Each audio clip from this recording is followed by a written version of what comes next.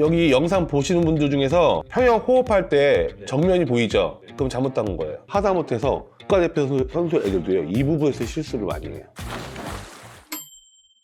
일반인들이 저병을 배울 때 I자로 바로 당기는 게 좋을까요? S자로 스컬하여 당기는 게 좋을까요?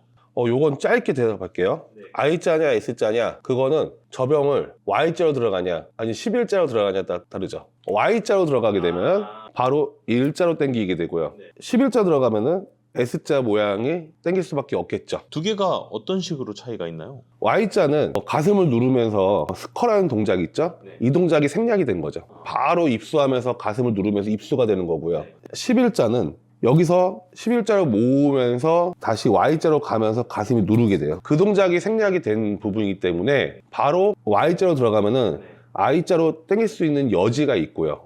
그 다음에 11자로 들어가면은 S자로 당길 수밖에 없죠. 여기서 I자가 되면 어떻게 되죠? 그냥 이렇게 되버리죠. 그렇죠. 그게 그렇게 좋은 방법은 아니거든요. 저병 단거리 할 때 선수들이 Y자로 들어가서 그냥 바로 당긴다고.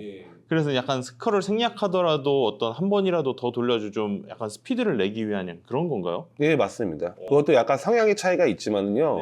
Y자가 될 때는 스컬 동작을 살짝 생략하게 되죠. 그러면 이 질문에 대한 답은 네. I자로 당기는 게 좋을지 S자로 당기는 게 좋을지가 아니고 상황에 따라서 좀 구분지어 가지고 할 수 있는 지식을 머릿속에 넣어 갖고 있는 게 포인트겠네요. 예. 근데 이제 수영이라는 것 자체가요, I자에 근접해야 돼요. 자유형도 그렇고 배영도 그렇고 저병도 마찬가지로 I자에 근접할수록 효과적인 수영이 돼요. 그러니까 수영을 잘하는 사람의 특징이 뭐냐면요, 물수업 동작이 복잡하지 않아요. 뭐 물을 잡고 이런 동작보다는 들어가서 바로 캐치 동작으로 연결돼서 당기는 동작이 가능한데, 이 I자가요, 사람 인체 해부학적으로 완벽하게 나올 수가 없어요. S자로 수영을 할 수밖에 없어요, 약간이라도. 하지만 최대한 I자에 가깝게 수영을 해야지만 효과적인 수영이 가능하다, 이렇게 얘기할 수 있을 것 같습니다. 다음은 평영 질문들을 모아주셨는데요. 하나씩 한번 읽어보겠습니다.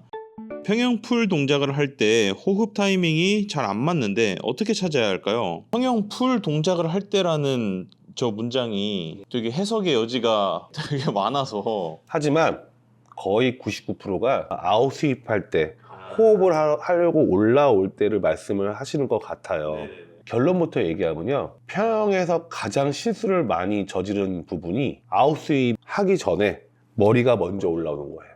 생활체육이든 선수든 하다못해서 국가대표 선수 애들도요, 이 부분에서 실수를 많이 해요. 평영은 절대로 하기 전에 고개를 들면 안 돼요. 가게 되는 추진력도 죽게 되고요, 그 다음에 중심도 뒤로 가게 돼가지고 결국에는 이 손에 물을 많이 잡을 수도 없어요. 가장 안 좋은 겁니다. 그러면 제일 좋은 타이밍이 언제냐, 뭐 종목마다 아니면 거리마다 조금 다를 수 있지만 거의 대부분이 아웃스윕이 끝나는 시점에 고개가 들리기 시작해야 돼요. 그 부분을 제가 잘 맞추려면요, 먼저 스너클을 좀 이용하는 게 좋아요. 호흡 동작이 없다고 생각하고요, 그냥 스너클을 끼고요, 그냥 이 상태에서 수영을 하시다가 자연스럽게 이 몸통과 머리가 같이 올라올 수 있게 해야 되는데, 여기서 고개를 먼저 드시는 분들이 거의 99%일 거예요.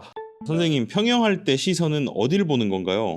여기 영상 보시는 분들 중에서 평영 호흡할 때 정면이 보이죠? 네. 그럼 잘못한 거예요. 그냥 서 있는 자세가요, 그대로 엎어지고 그 다음에 호흡할 때 살짝 들리는 이런 모양이 돼야 되는데, 고개를 들어서 앞을 보면 중심이 뒤로 가게 돼요. 그래서 결국엔 다리가 가라앉겠죠. 근데 앞을 확인을 해야 될 때가 있어요. 그때는 살짝 눈을 겨눌지 하듯이 우리 쳐다보는 거지, 고개를 들어서 보는 건 아니에요. 그냥 일반적으로 얘기를 하면요, 아웃스윕 한 다음에 들어왔죠? 인수입 들어왔어요. 그때 자기 엄지손가락을 보는 게 어린 선수들한테 가르치는 방법 중에 하나입니다. 나라별로 평영의 특징이 궁금합니다. 서양 쪽의 영법과 동양권 나라들은 어떤 차이가 있나요?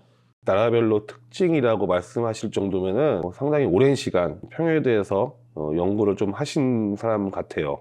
결론부터 얘기하면요, 과거에는 진짜 나라별로 좀 차이가 있었어요. 나라별로 또 중요하게 여기는 포인트나 지도하는 코치의 생각들이 다르겠죠. 그리고 정보의 양도 차이가 있고, 인종마다 다리 길이나 체형이 다르잖아요. 근데 지금 현대에 와서는 그렇지는 않아요. 굳이 나누자면은 서양권 선수와 동양권 선수가 살짝 차이는 있어요. 서양권 선수들은 일단은 동양 선수들보다 일단 파워가 좋죠. 백인들이 훨씬 확인보다는 힘이 좋다는 거 좀 알고는 있잖아요. 근데 현장에 있으면요, 그 피지컬이 차이가 난다는 걸 많이 느끼거든요. 예를 들어서 평영 동작에서요, 보통 이런 식으로 해서 이제 앞에 모으게 되는데 서양권 선수들은 여기서 그대로 가슴까지 오는 선수들이 많아요. 물론 현대 와서는 조금 많이 따라잡기도 했고 꼭 피지컬만이 수영 경기력의 모든 거를 대변할 수는 없지만 그래도 파워가 차이가 나요. 그래서 좀 더 서양권에 있는 선수들은 좀 파워 중심의 수영을 하려고 하고요. 동양권에 있는 선수들은 좀 더 기술적인 수영을 하려고 하죠. 그걸 대표적인 나라가 일본이에요. 일본 평영은요, 세계에서 가장 선수층이 두꺼워요. 남자 평영 200은 단일 나라 중에서 세계 신기록을 가장 많이 깬 나라예요. 그런데 일본이라는 나라가 과거부터 그거를 빠르게 인지해가지고요, 자기들만의 어떤 기술? 그거를 상당히 많이 연구를 해가지고 평영에 접목을 많이 했어요. 좋은 선수가 상당히 많거든요. 근데 여기서 이제 주의할 점이 그거예요. 세계적인 선수 중에서 뭐 아담 피티 정도가 있겠죠. 근데 아담 피티가 저런 모양을 한다고 해서 내가 똑같이 하면 과연 그 기록이 나올 수 있을까? 봐봐요. 파워가 좋은 선수와 파워가 취약한 선수가 같은 테크닉을 겨루면 어떻게 돼요? 파워가 좋은 사람이 당연히 이제 똑같은 결과죠. 네. 그러면은 이 선수가 이걸 쫓아가는 거는 그렇게 좋은 방법은 아니죠. 더 효율적인 방법을 찾아서 자기 거를 만들어 가야죠. 그래서 영상을 보실 때 주의할 점은 무조건 저게 좋다고 보시면 안 돼요. 아, 저렇게도 할 수 있구나 라고 보시고 자기한테 맞는 거를 가져가시는 게 가장 좋죠. 저는 단거리 자유형 시 숄더 드리븐 로테이션을 하고 있는데 장거리 힙 드리븐 로테이션 후 숄더 로테이션을 합니다. 그러니까 힙을 먼저 열고 숄더를 열면서 하고 있는데 장거리 자유형에 저는 맞게 하고 있는 걸까요? 드리븐이라는 거는 숄더 드리븐, 바디 드리븐, 힙 드리븐이라는 게 있어요. 숄더 드리븐에 가까울수록 단거리에 가깝고 힙 드리븐에 가까울수록 장거리에 가까운 수영인데 여기서 좀 오해가 있는 것 중 한 가지가요, 힙 드리븐이 숄더 드리븐보다 상대적으로 힙이 많이 움직인다는 뜻이죠. 힙을 완전히 돌려버린다는 뜻은 아니에요. 근데 기록을 단축하는 게 목적이거나 뭐 엘리트 선수들 그러면 최대한 힙을 잡아주는 게 효율적이에요. 힙을 최대한 잡아줘야지만 코어가 안정적으로 잘 잡히고요. 그 다음에 힙을 잡고 발차기를 차야지만 좀 더 추진력이 더 많은 영향을 미치거든요. 근데 힙 드리블이라는 것은 우리가 좀 천천히 발차기를 많이 안 차면서 장거리 갈 때 사용한 건 맞아요. 그래서 힙을 먼저 열다는 거는 좀 잘못된 방식이고요. 가슴을 열면서 자연스럽게 힙까지 열리게 얘를 막지 않는다. 그렇게 이해를 하셔야지 힙을 열고 가슴을 연다? 그거는 조금 잘못된 방식인 것 같아요. 하지만 힙을 먼저 열어버리면은 가슴이 좀 더 잘 돌아가니까 처음에 로테이션이 안 돼서 단점들이 많은 사람들은 차라리 힙을 먼저 열고 하는 것도 하나의 방법이 될 수 있다. 다시 한번 얘기하지만은 속도가 목적인 사람들한테는 힙을 최대한 잡아줘야 된다. 이렇게 정리할 수 있을 것 같아요. 초급반 강습 시 사이드킥에 적합한지 항상 고민입니다. 코어 사용이 안 돼서 허리에 힘이 더 들어가고 초급자가 할 수 있는 사이드킥 방법이 있을까요? 사이드 발차기를 대용하는 방법을 소개하기 전에 왜 사이드 발차기가 잘 안 될까요? 일반 분들은. 축이 중간쯤에서 이렇게 뒤틀린 느낌 때문에 전체적으로 킥 연습하기가 어려웠던 것 같아요. 그렇죠. 코어가 과도하게 펴지거나 그래서 허리가 휘어지거나 아니면 아예 접히거나 그래서 정확하게 일자로 쓰지를 못하고 거의 대부분이 허리가 휘는 경우가 많죠. 근데 그거 요인 말고도요, 사이드 발차기는 발차기 방법이 달라요. 예를 들어서 일반 자유형 방법은요, 위쪽이 후면이고 밑에가 전면이라고 따졌을 때는 8:2 혹은 1:9, 전면이 9 혹은 8, 위로 후면이 1, 2예요. 그렇게 차야지만 몸이 살짝 앞으로 가면서 뜰 수 있겠죠.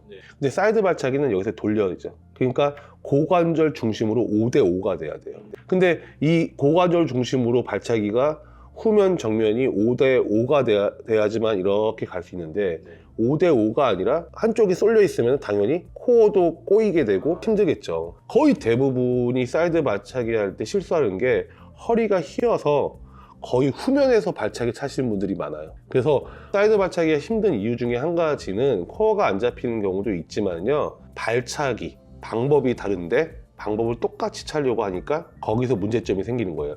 여기서는 1대9 비율이에요. 근데 몸이 회전하면 회전할수록 그 비율은 다르게 나타나죠. 결국에는 딱 90도가 됐을 때는 5대5 비율이 돼야지만 내 몸이 일자로 정확하게 나갈 수 있는 거예요.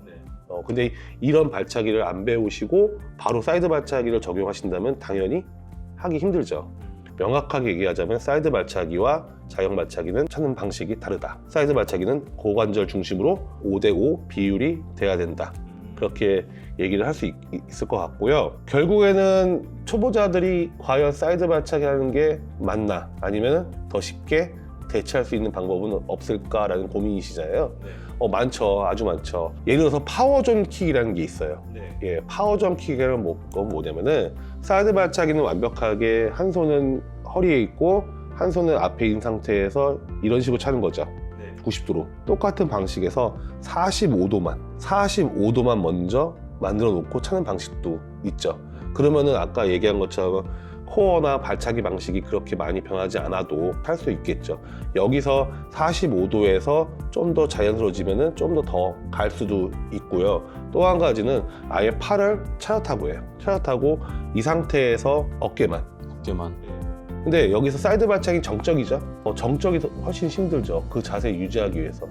그러면은 차렷하고 발차기도 처음부터 정적으로 하지 마시고 동적으로 움직이면서 하다가 여기서 조금 여유가 생기면 정적으로 가보기도 하고 또 다시 동적으로 가다가 정적으로 가보기도 하고 이런 식으로 이제 사이드 발차기 전에 활용할 수 있는 방법은 정말 많죠. 정리해서 얘기하자면은 스너클을 이용하셔라. 스너클을 이용하고 사이드 발차기 연습하기 전에 머리를 고정된 상태에서 어깨를 먼저 좌우로 흔드는 정적인 발차기부터 연습을 하시고 그 다음에 좀 더 여기에 대해서 여유가 생기시면 한쪽에서 멈춰보기도 하고 그 다음에 더 여유가 생기면 그때 범위를 더 가는 게 효과적으로 좀 쉽게 접근할 수 있는 방법인 것 같아요.